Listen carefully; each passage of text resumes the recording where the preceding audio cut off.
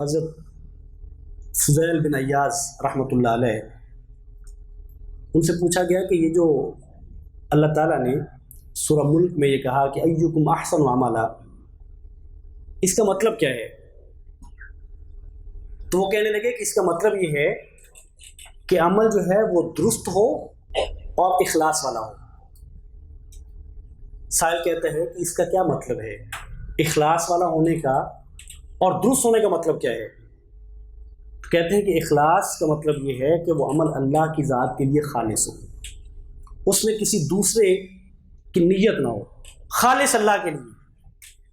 اور درست ہونے کا مطلب یہ ہے کہ وہ آپ صلی اللہ علیہ وسلم کے طریقے کے مطابق ہو، سنت کے مطابق ہو۔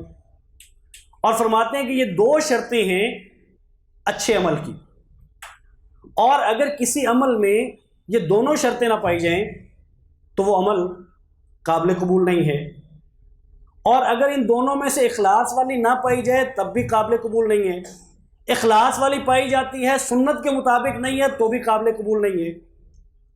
تو گویا کہ اللہ تعالیٰ جو عمل چاہتے ہیں، اللہ تعالیٰ کو جو عمل مطلوب ہے وہ عمل مطلوب ہے جو مخلص ہو کے کیا جائے، اخلاص کے ساتھ، اللہ کو خالص کر کے۔ نیت اللہ کے لیے ہے کہ یہ نماز اللہ کے لیے ہے، کسی اور کے لیے نہیں ہے، یہ میرا صدقہ اللہ کے لیے ہے، یہ میری قربانی اللہ کے لیے ہے۔ قل ان صلاتی و نسکی، سب کچھ اللہ کے لیے، اخلاص کے ساتھ۔